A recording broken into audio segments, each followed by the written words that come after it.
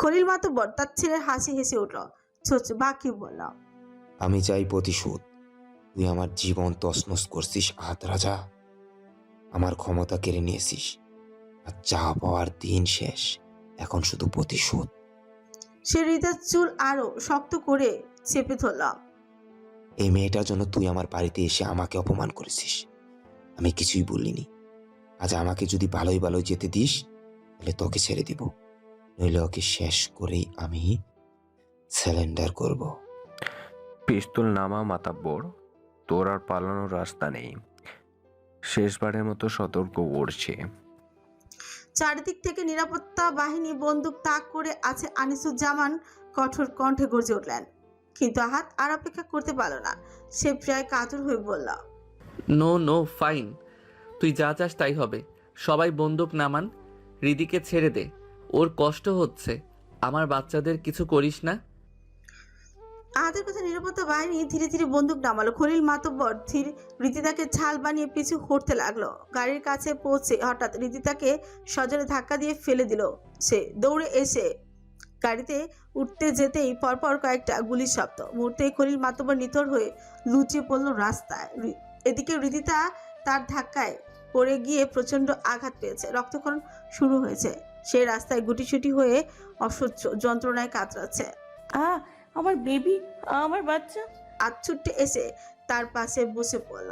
কাপা হাতে রীতিতার মাথা নিজের উরুর উপর তুলে নিল। পাগলের মতো কপালে গালে ঠুচে একের পর এক চুমু খেতে লাগলো। রীতিতা হাউমাউ করে কেঁদে উঠল।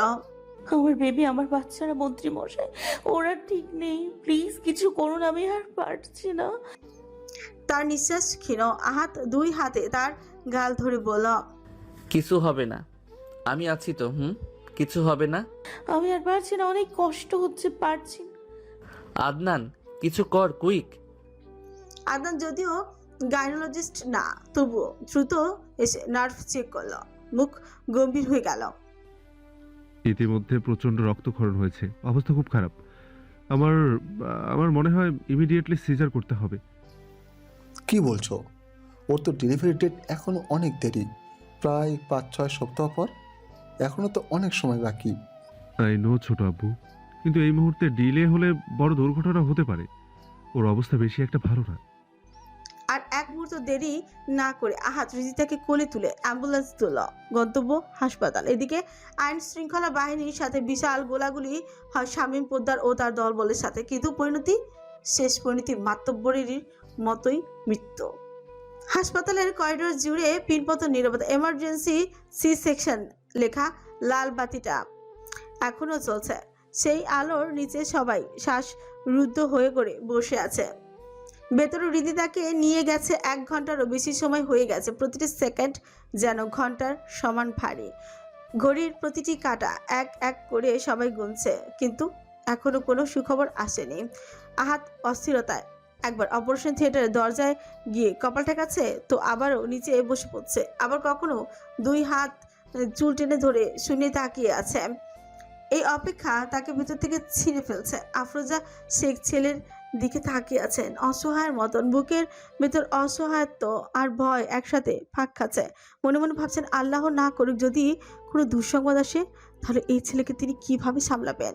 তারেক রায়ান নিথর হয়ে বসে আছেন, চোখে এক ধরনের শূন্যতা, যেন সব অনুভূতি নিঃশেষ হয়ে গেছে।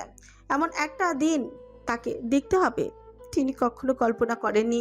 ঈশানী পাশে বসে বাবার 2 হাত শক্ত করে ধরে রেখেছে, যেন বাবাকে ভরসা দিতে চায়, অথচ সে নিজেই ভেতরে ভেতরে ভেঙে পড়েছে। চোখের কোণে জমে থাকা অশ্রু কণার সেই কোনো মতে আটকে রেখেছে সে। আমজাদ মীর অস্থিরভাবে করিডোর জুড়ে পায়চারি করছেন, চোখে বারবার ওটির দরজার দিকে চলে যাচ্ছে। ঠিক তখনই ভেতর থেকে আদনান বেরিয়ে এলো। তাকে দেখে সবাই মৌমাছির মতো ঘিরে ধরল।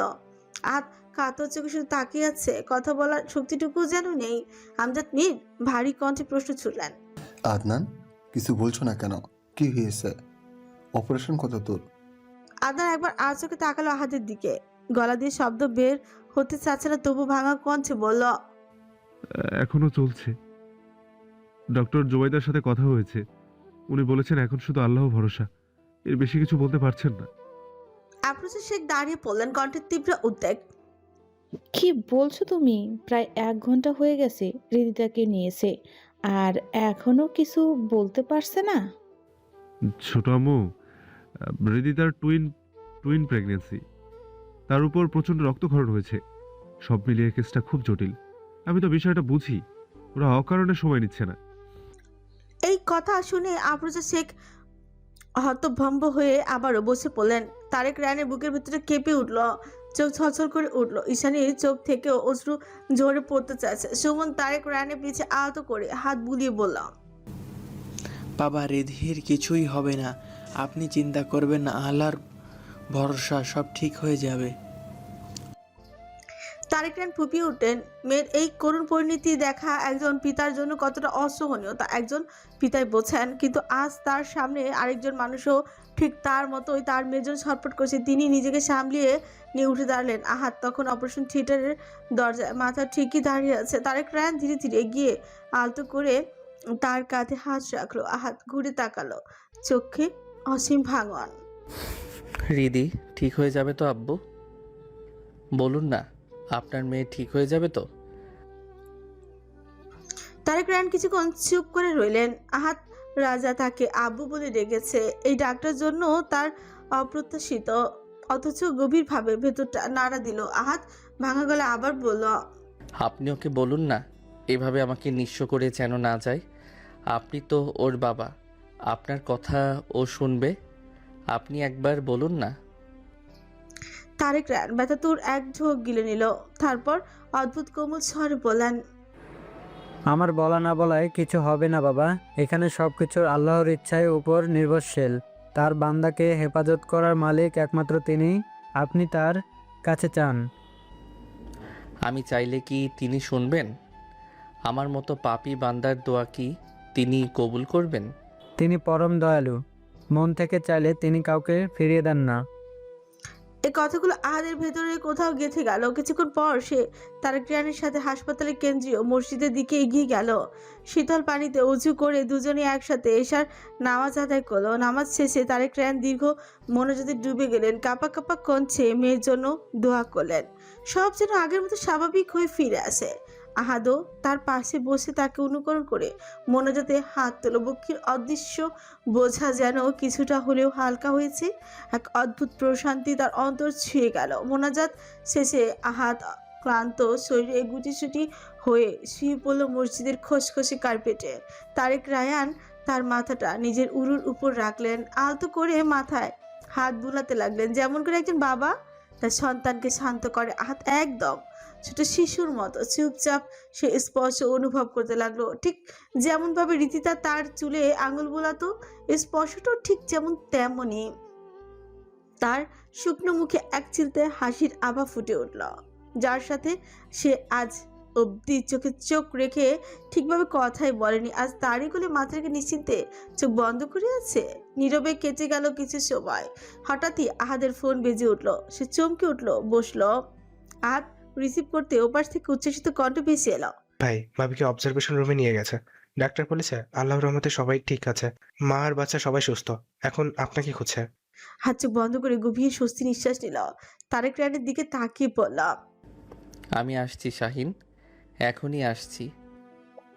মসজিদ হাসপাতাল চত্বরে ছিল, তাই পৌঁছাতে সময় লাগলো না। একজন নার্স এগিয়ে এসে বলল, পেশেন্ট হৃদিতার হাজবেন্ড কে আছেন, আপনাকে ভেতরে ডাকছে। আহাদ তার মায়ের দিকে তাকালো। আফরোজা শেখ চোখের ইশারায় সাহস দিলেন। আকাশি অ্যাপ্রন, টুপি আর মাস্ক পরে আহাদ কাচের দরজা ঠেলে ভিতরে ঢুকলো, বুক ভরা ভয়, আশা আর অজানা এক অনুভূতি নিয়ে। সামনের বেডে রীতিতা শুয়ে আছে, আধা অচেতন অবস্থায়। সাদা চাদরে ঢাকা তার শরীরটা এখন খুবই নিস্তেজ দেখাচ্ছে। মুখে ক্লান্তির ছাপ, চোখে দুটো অল্প অল্প খুলছে। আহাত ধীরে ধীরে এগিয়ে এসে তার মাথার কাছে হাঁটু মেরে বসলো। এতক্ষণ যে বুকের ভেতর ঝড় বইছিল, প্রেয়সীকে চোখের সামনে দেখে সেই ঝড়টা আরো তীব্র হয়ে উঠল। রীতিতা তাকে দেখা মাত্র আর নিজেকে ধরে রাখতে পারল, ডুকরে কেঁদে উঠল। আহাত কাপা হাতে তার চোখের কোনা মুছিয়ে দিল, বৃদ্ধা আঙ্গুলি দিয়ে আলতো করে গাল ছুঁয়ে দিল। কপালে গালে দু চোখের পাতা একের পর এক নরম চুমু খেলো। তারপর কপালে কপাল ছিকে কিছুক্ষণ চুপ করে রইল। সেই নীরবতার মাঝে হৃদিতা টের পেল হাত কাঁদছে। ধীর ভাঙা কণ্ঠে সে বলল, আপনি কাঁদছেন? আমি তো ভেবেছিলাম আপনি খুশি হয়েছেন। আহাত মাথা তুলে নাক টানল, কণ্ঠটা নামিয়ে বলল, আমার প্রাণভ্রমরা নিয়ে টানাটানি করে বলছো খুশি হতে? হৃদিতা দুর্বল হাসি হেসে জিজ্ঞেস করল, ভয় পেয়েছিলেন? আহাত এক মুহূর্ত দেরি না করে বলল, ভীষণ। আমাকে ভালোবাসেন? হৃদিতার চোখ দুটো ভিজে উঠল। আহাত মৃদু গলায় বলল, হুম। এই উত্তর শুনে হৃদিতা অভিমানে ঠোঁট দুটো ফুলিয়ে নিল, কিন্তু মুখেও সেই ছোট্ট অভিমানটা স্পষ্ট। আহাত সেটা দেখে হালকা হাসলো, সামান্যতম ঝুঁকে তার কপালে ছোট্ট চুলগুলো গোছা সরিয়ে দিতে দিতে বলল, ভালোই যদি নাই বাসি, তাহলে ব্যাঙের বাচ্চা দুটো কোথা থেকে আসলো রিদি রানী? খবরদার, আমার বাচ্চাদের ব্যাঙের বাচ্চা বলবেন না। যাক বাবা, আপনি নিজেই তো একটা ব্যাঙ, আপনার বাচ্চাদের ব্যাঙের বাচ্চা বলবো না তো কি বলবো? ব্যাঙ আপনি, আপনার 14 গোষ্ঠী। আহাত ঠোঁট চেপে চাপা হাসি দিয়ে বলল, সেই 14 গোষ্ঠীর মধ্যেই তো আপনার বাচ্চা দুটো পড়ে। হৃদিতা রাগী চোখে তাকিয়ে রইল। আহাত তার নাকে আলতো করে একটা চুকা দিয়ে বলল, ঠিক আছে, আর বলবো না, হয়েছে। হৃদিতা ধীরে ধীরে মাথা নাড়ল, ফের জিজ্ঞেস করল, বাচ্চাদের দেখেছেন? হুম। কেন? কথা বলতে বলতে খুব কষ্ট হচ্ছে, তবুও সে নিজের কথা শেষ করল। আমি তো বলেছিলাম আমি মরি কিংবা বাঁচি সবার আগে আপনি ওদের মুখ দেখবেন, তাহলে কেন দেখলেন না? কারণ তার আগে তোমাকে দেখা জরুরি ছিল। এখন নিশ্চিন্তে ওদেরও মন ভরে দেখতে পারবো। সে পাশের একজন নার্সকে ইশারা করলো। নার্স এসে একজন একজন করে দুটো বেবিকে আহাদের কোলে তুলে দিল। আহাত গভীর দৃষ্টিতে নিজের দুইটা অস্তিত্বের দিকে তাকিয়ে রইল। ছোট ছোট মুখ, মুঠো করা আঙুল, কাপা নিঃশ্বাস, সবকিছু যেন অবিশ্বাস্য লাগছে। একে একে দুজনের কপালে চুমু খেলো, ছোট ছোট আঙুলগুলো ছুঁয়ে দেখলো, তারপর কৌতূহল নিয়ে চাদর সরিয়ে দেখতে লাগলো। হৃদিতা ফিকুচকে জিজ্ঞেস করলাম, কি করছেন? এভাবে কি দেখছেন?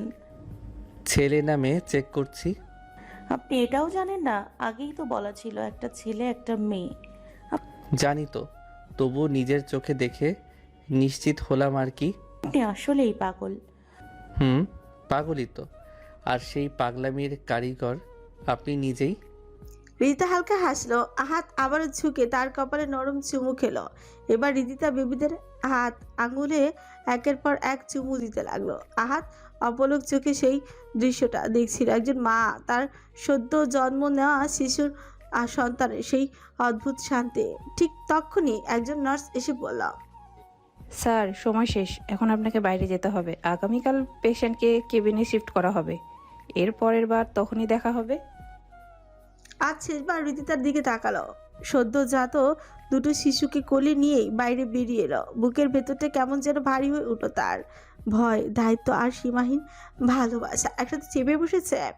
বাইরে অপেক্ষারত মানুষগুলোর ভিড় উচ্ছ্বাস ফেঁচে পড়ল। আহাত বেবিদেরকে তারেক রায়ানের কোলে তুলে দিল। তারেক রায়ান একে একে দুজনকে কোলে নিয়ে কানের কাছে মধুর স্বরে আজান শোনালেন। এমন সময় আফরোজা শেখ বাচ্চাদের দিকে তাকিয়ে আবেগ চেপে রাখতে না পেরে বলেই উঠলেন, মার্শাল্লাহ, একদম পুতুলের মতো হয়েছে। সাথে সাথে আমজাদ মীর গর্বভরা কঞ্চে হেসে উঠলেন। বুকটা যেন আরো চওড়া হয়ে গেল তার। দেখতে হবে না কার নাতি নাতনি, মীর পরিবারের রক্ত বলে কথা। সবাই একজোট হয়ে হেসে উঠল। এমন সময় আহিয়া এসে হাজির। সে বাড়িতেই ছিল, শরীর ভালো না তার। আদনান বারবারই তাকে আসতে বারণ করেছিল, কিন্তু ফুপি হওয়ার আনন্দ তার সমস্ত শারীরিক দুর্বলতাকে হার মানিয়েছে। আবেগ আর ভালোবাসার টানে শেষ পর্যন্ত আদিলের সঙ্গে নিয়ে এসেছে। বাচ্চাদের কাছে গিয়ে সে ছোট ছোট আঙুল দুটো ধরে আদর করলো।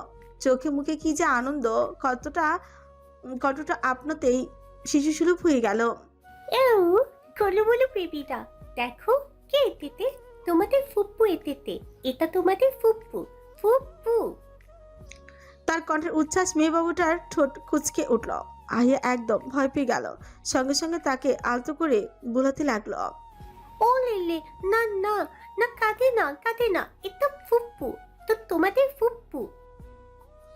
আদনান দূরে দাঁড়িয়ে তাকিয়ে রইল, বুকের ভেতরে হাহাকার করে উঠলো। এত আনন্দের মাঝেও তার ভেতরে একটা নিঃশব্দ পোড়া ব্যথা। আহিয়ার চোখের সেই উজ্জ্বলতা, কণ্ঠের সেই মায়া, সবকিছু মিলিয়ে তার নিজের অপূর্ণতাকে যেন আরো প্রকট করে তুলেছে। কিন্তু কিভাবে বোঝাবে সে, কি বলবে আহিয়াকে যে নিজেও ভেতরে ভেতরে পুড়ে যাচ্ছে? কিন্তু কিছুই করার নেই, আল্লাহর সাথে পাল্লা দেয়া যায় না। হয়তো তিনি চাননি তার সন্তান এই পৃথিবীতে আসুক। এই ভাবনাটুকু তার বুকটা আরো ভারী হয়ে উঠল। আর ভাবতে পারল না সে। একটা গভীর শ্বাস ফেলে আদনান এগিয়ে এসে আহিয়ার পাশে দাঁড়ালো। আহত করে আঙুলের ডগা দিয়ে দুটো বেবি নাক ছিঁড়ে দিল। স্পর্শটুকু ছিল নিঃশব্দ কিন্তু ভরা ভালোবাসা। এত বছর পর মীর পরিবারে আবারও একসাথে পুত্র ও কন্যার আগমন ঘটেছে। চারপাশে জুড়ে শুধু হাসি আর হাসি, দোয়া আর আনন্দের উল্লাস। 6 মাস পর সকাল থেকে মীর হাউসে এক অন্যরকম উচ্ছ্বাসের ঢেউ আসতে পড়ছে। কারণটা খুব স্পষ্ট। আজই জার্মানি থেকে ফিরেছে সালমান, মীর আর শারমিন। যেদিন আকিকা দিয়ে বাচ্চাদের নাম রাখা হয়েছিল সেদিনই তারা আসার কথা ছিল, কিন্তু কাজ, সময় আর ব্যস্ততা টানাপোড়েনে তখন সময় আসা হয়ে ওঠেনি। আর আজ সেই অপূর্ণতার পূরণ হয়েছে বলেই সকাল থেকে বাড়িটা যেন উৎসবের রঙে রঙিন। হাসি, সব গল্প মিলিয়ে এক রমরমে পরিবেশ। কিন্তু এই সব কিছুর মধ্যে আহাত অনুপস্থিত। সে এখনো ঘুমিয়ে আছে। সারা রাত জুড়েই বাচ্চারা তাকে এক মুহূর্ত শান্তিতে ঘুমোতে দেয় না। সারা রাত জাগিয়ে রাখে বাচ্চা দুটো। ভোরের দিকে যখন ওরা দুজন একটু চোখ বন্ধ করে তখনই আহাতও একটু সুযোগ পায় চোখ বুঝবার। কিন্তু আজ নিচতলার সেই হই হুল্লোড়ে তার ঘুমের 12টা বাজিয়ে দিয়েছে। বিরক্ত হয়ে সে বালিশটা মুখের উপর চেপে ধরল, কিন্তু কোনো লাভ হলো। শেষমেশ গভীর এক বিরক্তির নিঃশ্বাস ফেলে সে ফোলা ফোলা চোখ মুখ গুছিয়ে উঠে বসল। চোখ এখনো আধ বোঝা, মাথা ঝিমুনিতে ভরা। ঠিক তখনই কানে ভেসে এলো একটা পাতলা আধ ভাঙা স্বর। আহাত বিস্মিত হয়ে হেসে ফেল। পাশে ঘুরতে দেখলো তার রাজকন্যা ছোট ছোট আঙুলগুলো মুখের ভেতর পুড়ে রেখেছে। চোখ দুটো চকচক করছে, মুখে একাশ আগ্রহ। হাত কুনুইতে ভর দিয়ে সামনে ঝুঁকে পড়ল। মেয়ের সামনে তাকে দেখা মাত্রই অরিতা উচ্ছ্বাসে হাত পা ছুটতে লাগলো, কচি গোলাপি ছোট নাড়িয়ে এক নাগারে বলতে লাগলো। মুখ থেকে থুতু গড়িয়ে পড়ছে। হাত বৃদ্ধাঙ্গুলি দিয়ে আলতো করে মেয়ের মুখ মুছিয়ে দিল। আদুরে গলায় বলল, এই তো পাপা। কি হয়েছে পাপা, কি হয়েছে? খিদে পেয়েছে? খুব খিদে পেয়েছে? মাম্মাম খেতে দেয় না, একদম কেয়ার করে না, একটুও না। হ্যাঁ, একদমই কেয়ার করে না। জানি তো, সব জানি। পাপারও কেয়ার করে না। তো একদম কেয়ার করে না।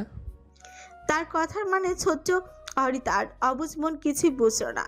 তবু মেয়েটা যেন তার বাবার সঙ্গে পাল্লা দিয়েই অভিযোগ জানাতে লাগলো। আরো জোরে বু বু করে শব্দ করতে লাগলো। আর চোখ ঘুরিয়ে পাশের দিকে তাকালো। আব্রাহাম মানে ছেলেটা নির্বিঘ্নে গভীর ঘুমে, নিঃশ্বাসের ছন্দে বুক উঠানামা করছে। আহাত মেয়ের কানের কাছে মুখ নিয়ে ফিসফিস করে বলল, হুশ, আস্তে কথা বলো মা। তোমার ভাই ঘুমাচ্ছে তো, শুনে ফেললে মাম্মামকে বলে দেবে, তখন পাপাকে আবার কান ধরতে হবে। আস্তে আস্তে বলো। পাপা শুনছি তো। অরিতা যেন কথাটা বুঝলো, একদম চুপ করে গেল। আঙুল মুখে পুড়ে ফ্যাল ফ্যাল করে বাবার দিকে তাকিয়ে রইল। আজ মেয়ের মুখ থেকে আঙুল সরাতে সে আবারও ঢুকিয়ে দিল। এই ছোট্ট জেদেই হাত বুঝে গেল মেয়ের খিদে পেয়েছে। সে আদরের স্বরে বলল, খুব বেশি খিদে পেয়েছে মা। ঠিক আছে, পাপা এখনই মাম্মামকে ডেকে আনছি, কেমন? এই বলেই সে মেয়েকে কোলে নিয়ে ঘর থেকে বেরিয়ে দোতলায় করিডোরে এসে নিচতলার হল ঘরের দিকে তাকালো। নিচে সবাই বসে হাসছে, গল্প করছে, আনন্দে মেতে আছে। কিন্তু রীতিতাকে কোথাও দেখা যাচ্ছে না। হাত বুঝে গেল সে নিশ্চয়ই রান্না করে। রীতিতা এখন হালিমা বেগম আর বাণীর সাথে প্রায় রান্নাঘরেই থাকে। ছোটখাটো কাজে সাহায্য করার চেষ্টা করে। আজও তার বিপরীত হয়নি। হালিমা বেগম বারবার নিষেধ করলেও শোনেনি। হাত মেয়েকে একা সামলাতে গলা চড়া করে ডাকলো, রিদি, রিদি উপরে আসো। যে তখনই পরোটা বানানোর প্রস্তুতি নিচ্ছে। ময়দা হাতে লেগে আছে। ডাক শুনে সে একটু থমকে গেল। এখন কি করে বুঝতে পারছে না। এরই মধ্যে আবারও আহাদের রুক্ষ কঞ্চ ফেসে এলো। রিদি উপরে আসো, আমি দ্বিতীয়বার বলবো না। রিদিদার মুখে একটা অসহায় হাসি ফুটে উঠল। আহিয়া দ্রুত এসে বলল, ভাইয়া তোকে ডাকছে, অরিতার খিদে পেয়েছে মনে হয়, তুই যা, আমি দেখছি। রিতা আর কিছু না বলে হাত ধুয়ে দ্রুত উপরে চলে গেল। আহিয়া কিছুক্ষণ রান্নাঘরের মাঝখানে দাঁড়িয়ে রইল। কোথা থেকে শুরু করবে বুঝতে পারলো না। এসব কাজ সে কোনোদিনও ঠিকভাবে করেনি। রান্নাঘর মানেই তার জন্য আতঙ্ক। এক হাতে কপালের চুলগুলো পেছনে সরিয়ে ক্লিপ দিয়ে আটকে নিল। তারপর সাহস সঞ্চয় করে হাত বাড়লো ময়দার দিকে। এক জগ ভর্তি পানি তুলে ময়দার পাত্রের মধ্যে ঠেলে 2 হাত দিয়ে গুলতে লাগলো। ময়দা কাদা কাদা হয়ে যাচ্ছে, কিন্তু বুঝলো না। ঠিক তখনই রান্নাঘরে ঢুকলো হালিমা বেগম। চোখে পড়তে যেন বজ্রঘাত হলো তার মাথায়। তিনি কপাল চাপড়ে দিয়ে হাই হুতাশ করে বললেন, হায় আল্লাহ, আহিয়া তুই এটা কি করলি? তোকে কে বলেছে রান্নাঘরে আসতে? বানিয়াপা, তুমি দেখোনি ও এটা কি করলো? আহিয়া হতভম্ব হয়ে তাকিয়ে রইল। সে তো কিছুই ভুল করছে বলে তার মনে হচ্ছে না। সে আবার কণ্ঠে জিজ্ঞেস করলো, কেন পরোটা বানাবে না? আমি তো আটা গুলে দিচ্ছি। হালিমা বেগম যেন মাথায় হাত দিয়ে বসলেন। মা, মাপ চাই, তোর কিছু করতে হবে না। তুই আদনানের চা নিয়ে যা। রান্নাঘরে এলেই একটা না একটা ঝামেলা করিস। ঠিক মতো তো চাও বানাতে পারিস না। তিনি কথা থামালেন না, বরং পুরনো কথা তুলে ক্ষোভের সাথেই বললেন, সেদিন কি করলি? চায়ের রং আনার জন্য মরিচ ঢেলে দিয়েছিস। পাগলেও তো বুঝে চা পাতি দিয়ে চা বানায়, আর তুই কি না? তুই যা মা, তোর এই পরোটা মরোটা বানাতে হবে না। তুই আদনানের চা নিয়ে দিয়ে আয়। পাশে দাঁড়িয়ে থাকা ঋতু হেসে ফেলল। আহিয়ার সঙ্গে সঙ্গে চোখ রাগালো, একটু থমকে উঠল। চুপ থাক, একদম হাসবি না, সব তোর জন্য হয়েছে। তুই বললি না কেন এত পানি দেওয়া যাবে না? ঋতু হাসি এক মুহূর্তে মিলিয়ে গেল। নিজে দোষ করে এখন আবার তার ঘাড়ে চাপাচ্ছে, এই বুদ্ধিটা আহিয়ার ভালোই জানা। হালিমা বেগম আর কথা বাড়ালেন না, হাতের ইশারায় তাড়া দিলেন। আহিয়া আর কিছু না বলে হাত ধুয়ে চায়ের কাপ নিয়ে ধীরে পায়ে উপরে উঠতে লাগলো। আজ আদান ছুটি নিয়েছে। এতক্ষণ সে নিজেই ছিল সবার সঙ্গে, এখন উপরে এসেছে নিজের ঘরে। দরজার সামনে এসে আহিয়া থমকে দাঁড়ালো। হঠাৎ করে বুকের ভেতর একটা দোটানা জমে উঠল। সে তো রাগ করে নিজেই ঘরে চলে গেছে।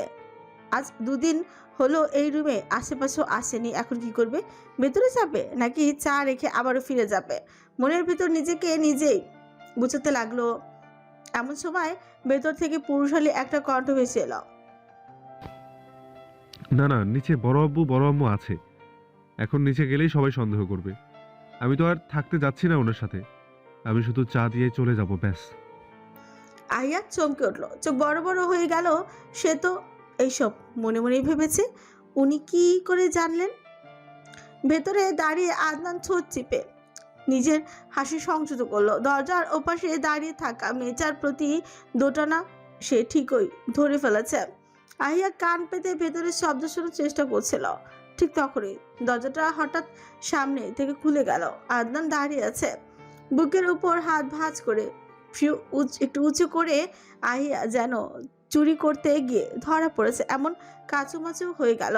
জিভ জড়িয়ে বলল, ও ও ও চাচি আম্মু আপনার চা পাঠিয়েছে, নয়তো আমি আসতামই না। চাচি আম্মা বলেছে?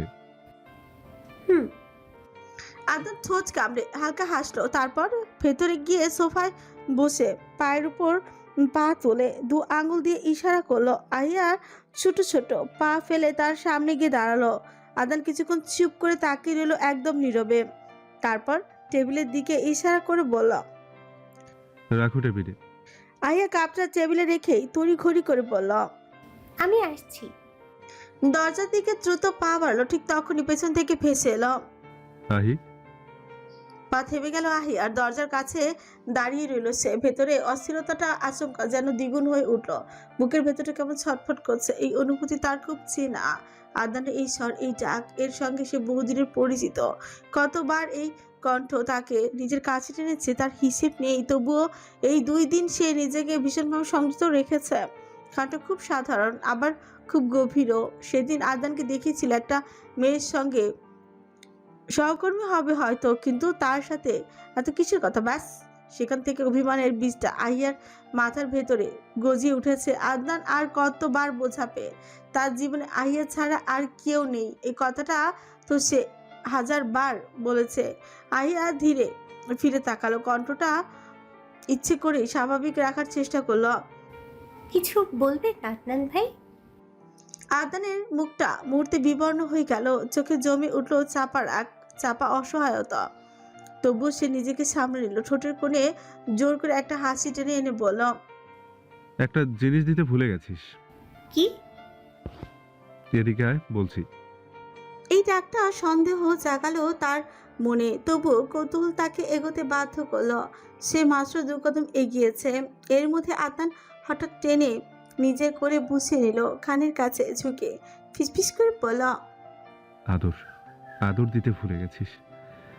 ইদানিং তোর আদরের অভাবে ভুগছি আমি আহি। ভিতরটা মরুভূমির তৃষ্ণার্ত যাযাবরের মতো শুকিয়ে গেছে। কেন এমন করে জ্বালাতন করিস আমায়? আহিয়া নিজের ভেতরে দুর্বলতা লুকাতে চেষ্টা করে, নিজেকে ছাড়িয়ে নিতে চাইল। ছাড়ুন আমাকে, আমি আপনার সাথে থাকবো না, আমি এই ঘরে থাকবো না। ঠিক আছে, সমস্যা নেই। আজ থেকে আমরা তোর ঘরেই থাকবো, কেমন? না, মোটেও না, আমার ঘরে আপনার জায়গা নেই। আমার অন্যায় কি? ভুলে গেছেন? হ্যাঁ বল, কি অন্যায় করেছি আমি? ওই মেয়েটা। আদনান আহিয়ার গ্রীবায় মুখ গুজে দিল, নরম গলায় জিজ্ঞেস করলো, কোন মেয়েটা? এখন না জানার ভান করছেন? আহিয়া এবার উঠতে চাইল। ছাড়ুন আমাকে। আদনান তাকে শক্ত করে নিজের বুকে আটকে রাখলো, কণ্ঠটা ভারী হয়ে গেল। পারবো না আমি ছাড়তে তোকে। তুই যা করার করে নে, প্রয়োজনে আমাকে মেরে ফেল, তবুও আমি ছাড়বো না। সবাই নিচে আছে, ছাড়ুন না। তো কি হয়েছে? এখন সবাই জানে তুই আমার বউ। আহিয়ার কণ্ঠে জমে থাকা কষ্ট বেরিয়ে এলো। আমি আপনার কেউ না, আপনি আমাকে ভালোবাসেন না। কে বললো বাসি না? আমি তো জানতাম না বাসেন নাকি। প্র্যাকটিক্যালি দেখাই। এই না না, এখন না। তাহলে কখন? রাতে তুই আসবি না আমি যাব তোর ঘরে?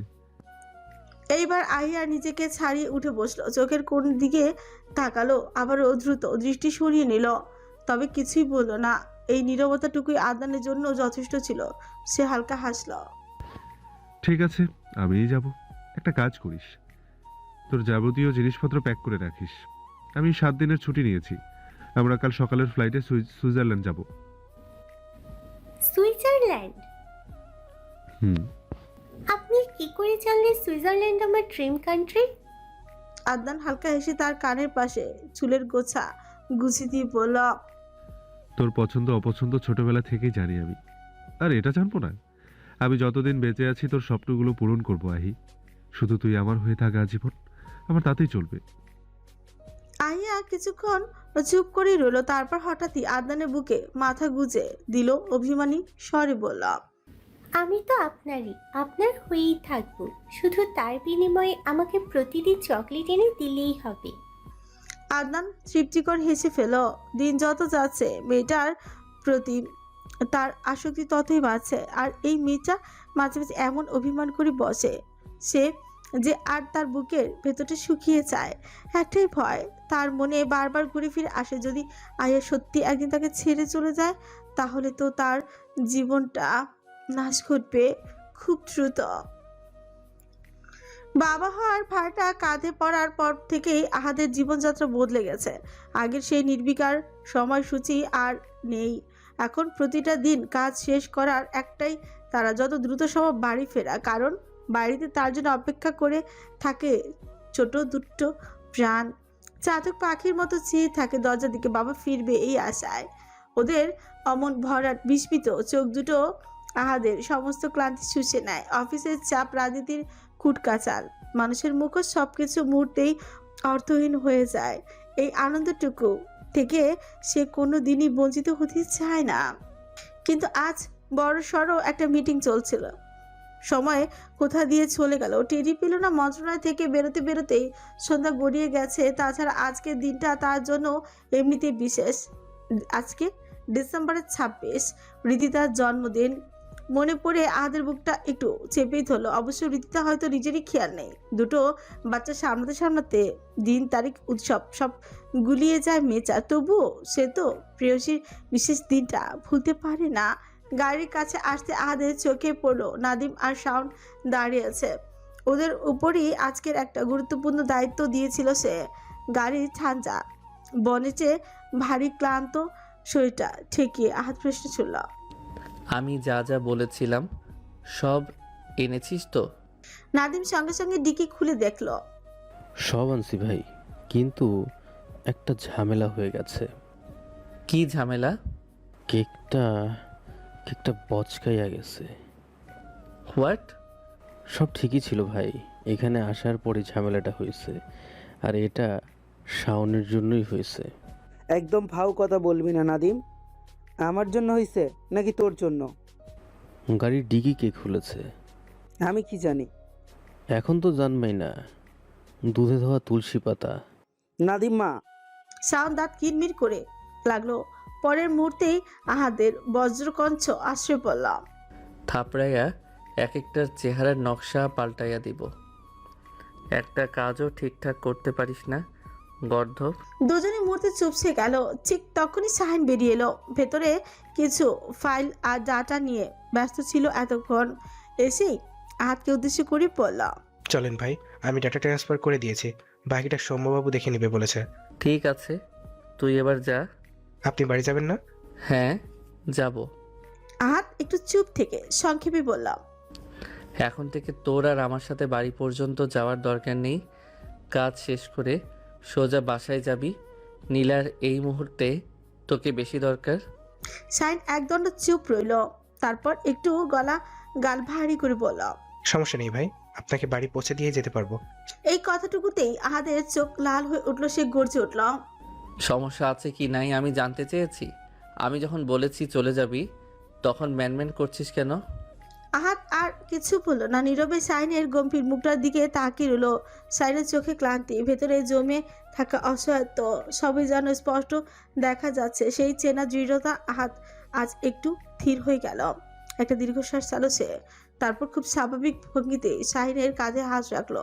কণ্ঠস্বর মুহূর্তেই বদলে গেল। কণ্ঠের কঠিন আহাত যেন হঠাৎ করেই অভিভাবকের রূপ নিল। দেখ শাহিন, জীবন কখনো কারোর জন্য থেমে থাকে না, থামে না, বুঝলি? তুই এখন যেটা করছিস সেটা শুধু তোর নিজের ক্ষতি করছিস না, তোর জীবনের সঙ্গে আরও 3টা মানুষ জড়িয়ে আছে। তোর মা, নীলা আর তোর অনাগত সন্তান। শাহিন চুপ করে দাঁড়িয়ে রইল। হাত একটু থামল, যেন কথাগুলো ঠিক জায়গায় বসাতে চাইছে।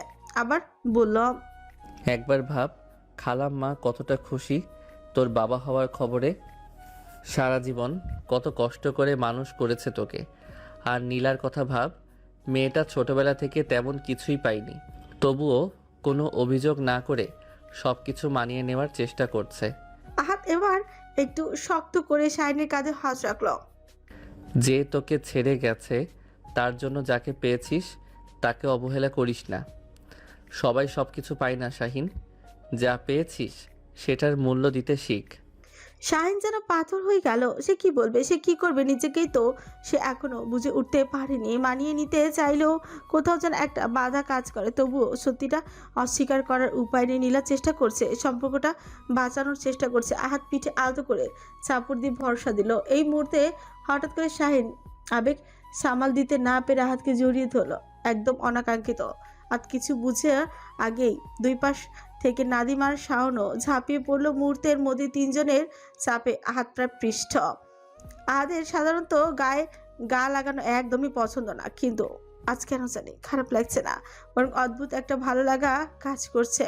এই 3জন তার এই ত্রয়ী ওকে ভীষণ ভালোবাসে, শ্রদ্ধা করে।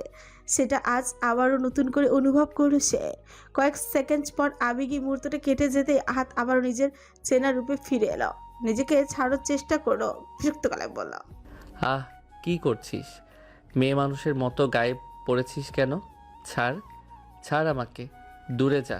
কিন্তু ত্রয়ী ছাড়ার পাশও নয়, বরং আরো শক্ত করে চেপে ধরলো। আজ সুযোগ পেয়েছে, এমন সুযোগ তো বারবার আসে না। গর্জে উঠলো আহাত। থাপড়াইয়া এক একটা চেহারা পাল্টায় দিব, ছাড়তে বলছি না। এবার তিনজনই ছেড়ে দিয়ে সোজা হয়ে দাঁড়ালো। আহাত আদেশে ছুড়ে পড়ল। শাহিন যা, বাসায় যা। তোর 3 দিনের ছুটি। এই 3টা দিন নীলা আর তোর অনাগত সন্তানের জন্য ভুলে যাস না। শাহিন কিছু বলল না, শুধু ইশারায় নীরবে বিদায় জানিয়ে চলে গেল। শাহিন চলে গেলেও নাদিম আর শাওন বিস্ময় মুখ হা করে দাঁড়িয়ে আছে। আজ সেটা দেখে বিরক্ত হয়ে পড়ল। সমস্যা কি? এমন বোয়াল মাছের মতো হা করে আছিস কেন? শাহিন তো নীলার ধারে কাছেও নাই যতদূর আমি জানি। তাহলে হুট করে বাবা কিভাবে হচ্ছে ও? সব ওই আল্লাহর লীলা খেলা, বুঝলি? মানে কি বলতে চাইছিস? আহাত তখন আনমনে ঘড়ির দিকে তাকাচ্ছে, দেরি হয়ে যাচ্ছে। শাওন রহস্যময় ভঙ্গিতে বলল, সেই দিন আমি ওর অরেঞ্জ জুসের সঙ্গে একটু মশলা মিশাইছিলাম, মনে হয় সেটারই কর্মফল। আমারেও একটু মশলা দে ভাই, আর কত একা একা নিঃসঙ্গ জীবন কাটামো। জীবনে তো একটা প্রেমিকাও জোটাইতে পারছইস না, মশলা কার উপর প্রয়োগ করবি? তোর উপর আয় পাট খেতে যাই। শাওনের কাঁধে হাত রাখতে শাওন ঝটকা দিয়ে হাত সরিয়ে দিল। আস্তাগফিরুল্লাহ, নাউজবিল্লাহ। আমার এত খারাপ দিনও আসে নাই যে তোর লগে পাট খেতে যাবো। আশেপাশে পাট ক্ষেত নাই, তবে একটু খুঁজলে কচু ক্ষেত পাইতে পারোস। নাদিম আবারও জ্বালাতে লাগলো। এবার শাওন দৌড়ে পালালো, নাদিমও পেছনে পেছনে ছুটল। চল কচু খেতে যাই।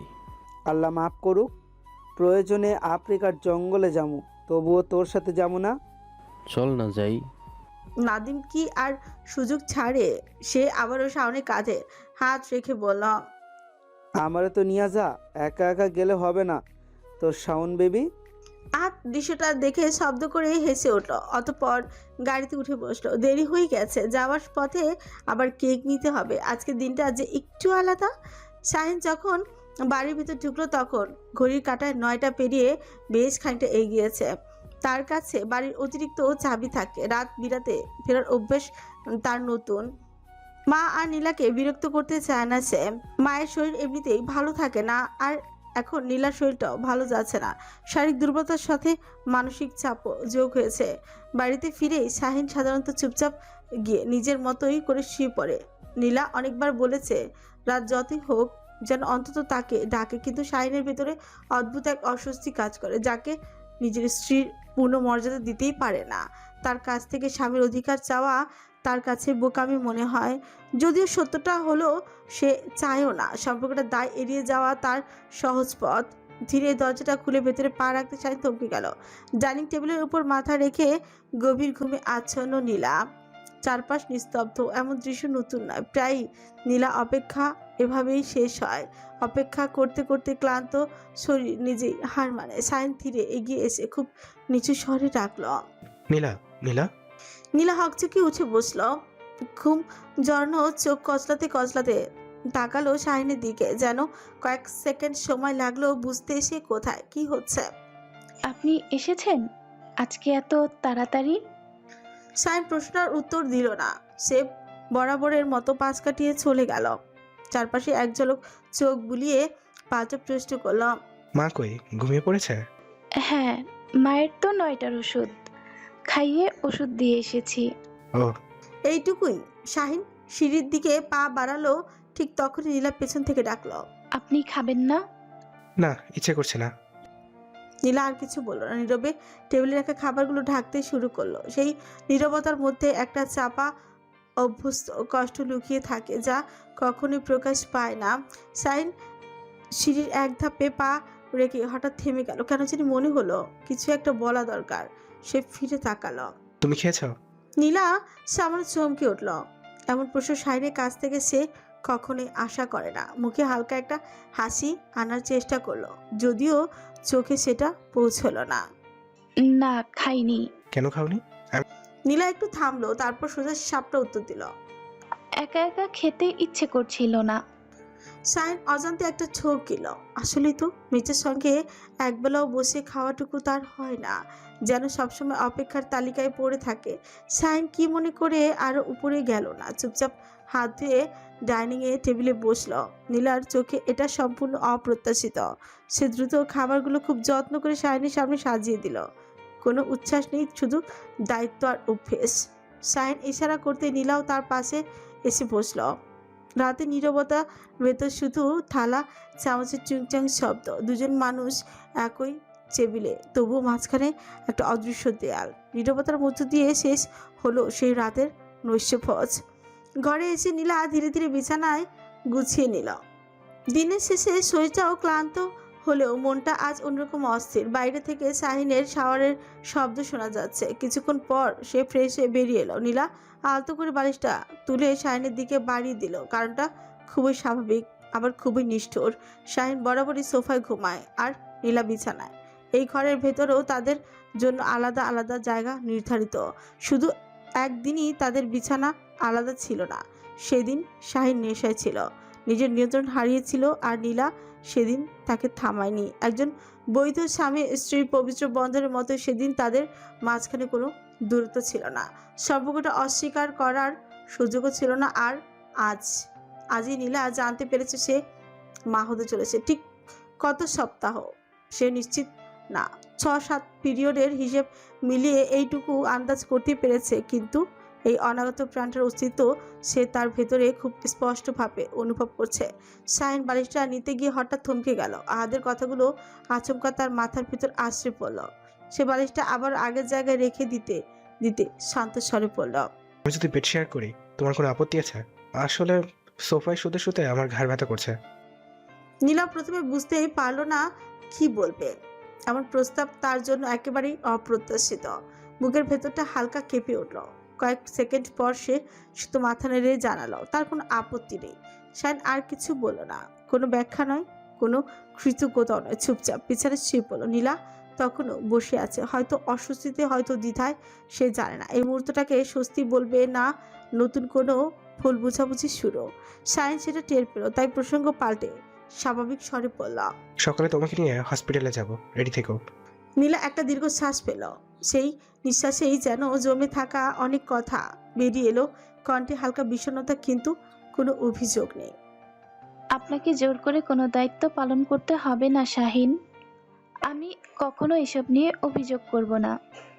আমি জানি আপনি আনিকাকে ভালোবাসেন, আর আমি সেই জায়গাটা দখলও করতে চাই না। এই কথাটা বলতে গিয়ে নীলার বুকটা একটু ভারী হয়ে এলো। তবু সে নিজেকে সামলে নিল। সে চোখ নামিয়ে বলল, শুধু একটা আবদার আছে আমার, দুজন মানুষ থেকে আমাকে কখনো আলাদা করবেন না। তারপর নিজের উদরের উপর আলতো করে হাত রেখে খুবই শান্ত স্বরে যোগ করল, আপনার মা আর যে আসতে চলেছে, এই দুইজনকে নিয়ে একটু সুখী থাকতে চাই। এছাড়া আপনার প্রতি আমার আর কোনো অভিযোগ নেই। শাহিন সম্পূর্ণ চুপ করে রইল। কিছু বলার ভাষা নেই। সত্যি সত্যি তো এই মেয়েটা কখনো অভিযোগ করেনি, কখনো প্রশ্ন করেনি সে কেন এখনো অন্য একজনের স্মৃতিতে আটকে আছে। আর সে কি পেরেছে আনিকাকে ভুলতে? না, পারেনি। সে কি পেরেছে আনিকাকে ভুলে নীলার সঙ্গে নতুন করে সবকিছু স্বাভাবিকভাবে শুরু করতে? না, সেটাও পারেনি। তাদের মাঝখানে যে অদৃশ্য উঁচু প্রাচীর দাঁড়িয়ে আছে, সে কি পেরেছে সেই প্রাচীর ভাঙতে? না, আজও পারেনি। ঘরের ভেতর নীরবতা নেমে এলো। এই নীরবতা ভালোবাসায় নেই, কিন্তু দায়িত্ব আছে, দূরত্ব আছে, তবু একসঙ্গে থাকার বাধ্যবাধকতাও আছে। মীর হাউসের পেছনের আঙিনা দিয়ে নিঃশব্দে ভেতরে প্রবেশ করলো আহাদ। সঙ্গ দিয়েছে আদিল আর তানভীর। আদিল আগেই একবার ভেতরে ঢুকে চারপাশ ভালো করে দেখে এসেছে। রীতিতে তখন বাচ্চাদের নিয়ে নিচতলায় আছে। বাড়ির সবাই দুই ছানাকে ঘিরে ব্যস্ত। এই ব্যস্ততাটাকেই কাজে লাগালো আহাদ। সোজা নিজের ঘরে সামনে এসে দাঁড়ালো। দ্রুতই মই লাগিয়ে বেলকনি পেরিয়ে ভেতরে ঢুকলো সে। খুব বেশি সময় নেই, যতটা সম্ভব কম সময়ের মধ্যে ঘরটাকে একটু সাজানো, নিখুঁতভাবে, না লুকিয়ে চুপিয়ে, যতটুকু আর কি করা যায় ততটুকুই আর কি। সব শেষে এবার আগের পথেই নিচে নামলো তিনজন। এবার মূল দরজা দিয়েই ঢুকবে স্বাভাবিকভাবে, এতে কারো মনে কোনো সন্দেহের বীজও গজাবে না। হল ঘরের মেঝেতে আলাদা করে নরম কার্পেট বেছানো, মূলত সেখানে বাচ্চাদের খেলনা ছড়িয়ে রাখা হয় যেন ওরা নিচে বসে খেলতে পারে। এখন তো ওরা একটু বসতে শিখেছে, হামাগুড়িও দেয়, তাই আর কোলে বেঁধে রাখা দরকার পড়ে না। আদনান সোফায় বসে অরিতাকে উরুর উপর বসিয়ে রেখেছে, খেলছে ঘোড়া। ঠক ঠক ঠক। অরিতা ঘোড়ায় উঠেছে। ঘোড়া? অরিতা খলখল করতে হেসে উঠল। সে আদনানের সাথে এই খেলাটা বেশ উপভোগ করে। আদনান আবারও ঝাঁকালো। ঘোড়া চল চল। এটা কি হলো? ঘোড়া আমার কথা শুনছে না কেন? এই ঘোড়া চল, রাজকন্যাকে নিয়ে চল প্রাসাদে। বলতে বলতে পা নাচাতে লাগলো সে। অরিতা খিকি করে গলা ভেঙে হেসে উঠল। হাসতে হাসতে গলা গলিয়ে লালা ঝরছে। আদনান নিজের বৃদ্ধাঙ্গুলি দিয়ে লালাটা মুছে আবার আগের মতন পা নাচাতে লাগলো। আহিয়া পাশে বসে দৃশ্যটা দেখে হালকা হাসছে। আদনানের মেয়ে বাবুদের প্রতি আগ্রহ আহিয়াকে দিয়েই শুরু হয়েছে, সেটা এখন আহিয়া বুঝলো। অরিতার প্রতি আদনানের দুর্বলতা দেখে হৃদিতা বাচ্চাদের খাবার রেডি করতে করতে আর চোখে বারবার ওদের দিকে তাকাচ্ছে। আমজাদ মীর কোলে আব্রাহামকে নিয়ে আদর করছেন। আফরোজা শেখ পাশে বসে কিছু গুরুত্বপূর্ণ ফাইল দেখছেন, তবুও মাঝে মাঝে নাতিদের দিকে তাকাতে ভুলছে না। হালিমা বেগম আর বাণী রাতের খাবার টেবিলে গুছাচ্ছে। ঋতু সহযোগিতা করছে। আদিবা পাশে বসে ড্রয়িং করছে। আহিয়া মাঝে মাঝে তাকে সাহায্য করছে। আশফাক মীর সিরিয়াস আর কোকোর সাথে খেলছে। শারমিন সবার সঙ্গে এই মুহূর্তগুলো উপভোগ করছে। জার্মানিতে থাকার কারণে এসব আনন্দ তিনি অনেকদিন থেকেই বঞ্চিত ছিলেন, তাই যখনই আসেন একেবারে উসুল করে নেন। রীতিতে এক গ্লাস পানি আমজাদ মীরের দিকে বাড়িয়ে দিল। বাবা, আপনার খাবার আগের ঔষধ খেয়ে নিন, আব্রোকে আমার কাছে দিন। বলেই ছেলের দিকে হাত বাড়লো। আসো বাবা, মাম্মার কাছে আসো। কিন্তু ছেলেটা মুখ ঘুরিয়ে দাদার বুকের সঙ্গে আরো শক্ত করে লেপ্টে রইল। সেও বুঝে গেছে মা এখন খাবার খাওয়াবে। এতটুকু ছেলে, অথচ বুদ্ধিতে একেবারে সেরা। বুকের দুধ ছাড়া অন্য কিছু খাওয়ানোর সময় দুটো বাচ্চাই নাক ছিটকায়। এখন 6 মাস শেষ, তাই একটু করে বাড়তি খাবার দিতে চায় রীতিতা, কিন্তু তারা খেতেই চায় না। কয়েকবার চেষ্টা করেও ব্যর্থ হলো সে। ছেলেটা বারবার মাথা ঘুরিয়ে নিচ্ছে। আফরোজা শেখ হালকা হেসে বললেন, তুমি আমার কাছে দিয়ে যাও, আমি খাইয়ে দিচ্ছি। ঠিক আছে, তোমার আম্মা খাইয়ে দিবি, তুমি যাও মা। রিদি, তোর ফোন, ঈশানী আপু কল দিয়েছে। আহিয়া ডাকে রীতিতা বাচ্চাদের দিকে একবার তীক্ষ্ণ দৃষ্টি ছুড়ে দিয়ে ফোন রিসিভ করলো। কথা বলতে বলতেই একটু সরে এলো। মাহি কেমন আছে বুবু? ওর জ্বর কমেছে? ওপাশ থেকে ঈশানীর কণ্ঠ ভেসে এলো, না রে, আরো বেড়ে গেছে। তোর ভাইয়া বলল সকালে হাসপাতালে নিয়ে যাবে। ও হুট করে জ্বর আসছে, আর কমছে না। আব্রু আর আরিতা কি করে, কেমন আছে? কি আর করবে, বাপের মতো খালি তেরামি করে। এই বয়সেই তেরামি শিখছে, মুখে খাবারই দেওয়া যায় না। ঈশানী হেসে উঠলো। তার বোনটা বাচ্চা দুটো নিয়ে ভালো হিমশিম খায়। একদম তোর মতো হয়েছে, তুইও খাবার খাওয়ার সময় 14 বার মাথা ঘোরাইতি। রীতিতা কিছুই বলল না, শুধু কপাল গুছিয়ে ছেলে মেয়ের দিকে তাকালো। হঠাৎ ঈশানী বলল, ও আজ তো জন্মদিন ছিল, আমি তো উইশ করতেই ভুলে গেছি। রীতিতা নিজেরও মনে ছিল না। সমস্যা নাই, আমি তো নিজেও ভুলে গেছি। কেন, আহাদ রাজা তোকে উইশ করে নাই? মনের ভেতরটা ভারী হয়ে গেল রীতিতার। আহাদ রাজা তো সত্যি উইশ করেনি, সে ভুলে গেল কি হবে। আহাদ রাজা কিভাবে ভুলতে পারলো? তবু বোনকে বুঝতে দিল না। আজকে ওর বড় মিটিং ছিল, তাই একটু ব্যস্ত, হয়তো সময় পায় নাই। ঈশানী বুঝে গেল নিশ্চয় আহাদ রাজা কোনো প্ল্যান করেছে, নয়তো রীতিতার জন্মদিন ভুলে যাওয়ার মতো বোকামি সে করবে না। থাক, মন খারাপ করিস না, সময় করে একটু আসিস। মাহি তো আবরু আর আরিতাকে দেখলে অর্ধেক সুস্থ হয়ে যাবে। আচ্ছা, আহাদ রাজা যদি অনুমতি দেয় কালই যাব। ওনার তো আবার আদি যুগের হিটলার বাপ দাদাদের মতো বাপের বাড়ি যাওয়া নিয়ে সমস্যা। ঠিক তখনই মূল দরজা দিয়ে ভেতরে ঢুকলো আহাদ। রীতিতা বোনের থেকে বিদায় নিয়ে ফোন রেখে দিল। আহাদ তার দিকে তাকে এক চোখ টিপে ইশারা করলো, কিন্তু সে মুখ গম্ভীর করে হালিমা বেগমের পাশে গিয়ে দাঁড়ালো। আহাদ বুঝে গেল প্রেয়সীর ঘোর অভিমান করেছে। সে করুক, মানিয়ে নিতে তার সময় লাগবে না, কিন্তু তাই বলে এমন অবহেলা? ঠিক তখনই পাপ্পা পাপ্পা পাপ্পা। ছেলের আধো আধো বুলি তাকে ঘোর কাটলো আহাদের। তাকে দেখেই আবজ আর অরিতা হাত পা ছড়িয়ে উচ্ছ্বাসে লাফাতে লাগলো। আহাত একগাল হেসে এগিয়ে গিয়ে দুজনকে কোলে তুলে নিল। পরপরই তাদের গালে হামি দিতে লাগলো। দুজনেই বাবার বুকের সঙ্গে একেবারে লেপটে গেছে। সারাদিন পর এই আশ্রয়টা যে কতটা দরকার ছিল। বাচ্চাদের কোলে নিয়ে সিঁড়ি বেয়ে উপরে উঠতে উঠতে ডেকে উঠলো আহাত, রিদি উপরে আসো। আর দ্বিতীয়বার ডাকতে হয়নি তাকে। আহাদের সাথে পা মিলে উপরে উঠে এলো। দরজার সামনে এসে আহাত থামলো, চোখের কোণে তাকালো প্রেয়সীর দিকে। হৃদা গাল ফুলে আছে এখনো, ঠোঁট দুটো শক্ত করে চেপে রাখা। স্পষ্ট বোঝা যাচ্ছে অভিমান এখনো কাটেনি। আদ ইচ্ছে করি হালকা মেজাজে প্রশ্ন করল, কি হয়েছে? পটকা মাছের মতো হাউপ করে আছো কেন? এইটুখানি কথাতে হৃদিতার ভেতরে জমে থাকা আবেগের বাঁধ ভেঙে গেল। কণ্ঠে জমে থাকা ক্ষোভ বেরিয়ে এলো একসাথে। আপনি খুব খারাপ, আমি আপনার সাথে থাকবো না। আব্বুকে বলবো আমাকে এসে যেন নিয়ে যায়। মুহূর্তে আহাতের মেজাজ তুঙ্গে উঠে গেল, চোখ লালচে হয়ে উঠল, কণ্ঠে নেমে এলো পরিচিত কর্কশতা। থাপড়াইয়া চেহারার নকশা পাল্টায় দিব। বজ্জাত বেটি, সাহস কি করে হলো এই কথা বলার? কিছু বলছি না বলে দিন দিন সাহস বেড়ে যাচ্ছে, তাই না? রীতা আর এক মুহূর্ত দাঁড়ালো না, ফুসতে ফুসতে দরজা ঠেলে ভেতরে ঢুকে গেল। তখনই আহাত টের পেল বাচ্চা দুটো তার দিকে ছ্যাপ ছ্যাপ করে তাকিয়েছে। বাবার গলার স্বর, মুখের কঠোরতা পুরোপুরি বুঝতে চেষ্টা করছে হয়তো। মুহূর্তে নিজেকে সামনে নিল সে, মুখে কৃত্রিম একটা হাসি টেনে আনলো।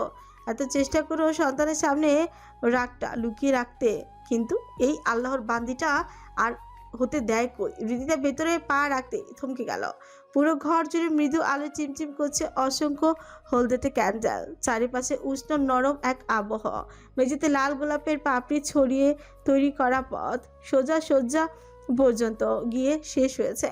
লাল বেলুনে ভরে আছে পুরো ঘর। এক মুহূর্ত তার সমস্ত রাগ অভিমান সব মিলিয়ে গেল রাতের কুয়াশার মতো। ধীরে ঘাড় ঘুরিয়ে তাকালো আহাদের দিকে, চোখে বিস্ময়, কণ্ঠে অবিশ্বাস। আপনার মনে ছিল আজ আমার বার্থডে? আহাদ চৈত্রিকোণে হালকা হাসি খিলি বল, ভুলে যাওয়ার মতো কোনো কারণ তো দেখছি না। এসব কখন করলেন? দিদি তার গলা কাঁপছে। আর বাচ্চাদের বেবি কচে শুইয়ে রাখতে রাখতে লিপ্ত ভঙ্গিতে বল, বলাটা খুব জরুরি। রীতা মাথা নাড়লো। আহাত ধীরে ধীরে এগিয়ে এলো খুব কাছে, এতটাই কাছে যে তার চিবুক রীতা ললাট ছুঁই ছুঁই করছে। আচমকাই কণ্ঠে সুর বদলে গেল। রিদি, একটা আবদার রাখবে? কি? আজকে আমার জন্য একটু লাল শাড়ি পরবে? অনেকদিন শাড়িতে দেখি না তোমায়, পরবে? রীতা কিছুক্ষণ চুপ করে রইল। সত্যি তো অনেকদিন শাড়ি পরা হয় না। মা হওয়ার পর থেকে সময় কোথায়, এমনিতেই শাড়ি সামলানোর জন্য তার জন্য খুব কঠিন। এখন তো দুটো ছানা, ওদের নিয়ে শাড়ি পরা প্রায় অসম্ভব। আর নরম স্বর আবার বলল, কি হলো, পরবে? ভাবনার সুতো কেটে গেল রীতিতার। ধীরে মাথা নেড়ে সম্মতি জানালো, পরবো। আদের চোখ মুহূর্তেই উজ্জ্বল হয়ে উঠলো। সে দ্রুত আলমারির কাছে গিয়ে অতি যত্নে তুলে রাখা সেই লাল ঝলমলে শাড়িটা বের করে প্রেয়সীর হাতেই তুলে দিল। শাড়িটা চিনতে তার সময় লাগলো না। এই শাড়ি পরি তো সেই প্রথম ছবি পাঠিয়েছিল আহাদ রাজাকে, যে ছবিটা এখনো তার ফোনের স্ক্রিনে জল জল করে ভেসে উঠছে। রীতা শাড়িটা নিয়ে ড্রেসিং রুমে ঢুকে গেল। আহাদ এবার ঘুরে বাচ্চাদের কাছে গিয়ে বসল। আমার রাজকন্যা কোথায়? আমার আব্রু বাবা কোথায়? তারা কি মাম্মাম আর পাপার রোমান্স দেখছে? ছি, লজ্জা। চোখ বন্ধ করো।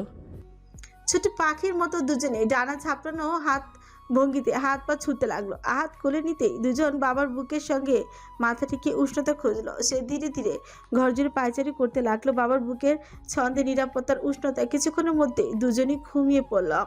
হাত একজন করে পরম যত্নে বেবি কটে শুয়ে দিল, কমফোর্ট টেনে দিল ঠিকঠাক করে। তারপর দুজনের গালে কপালে পর পর কয়েকটা টুকটুক করে চুমু খেলাম।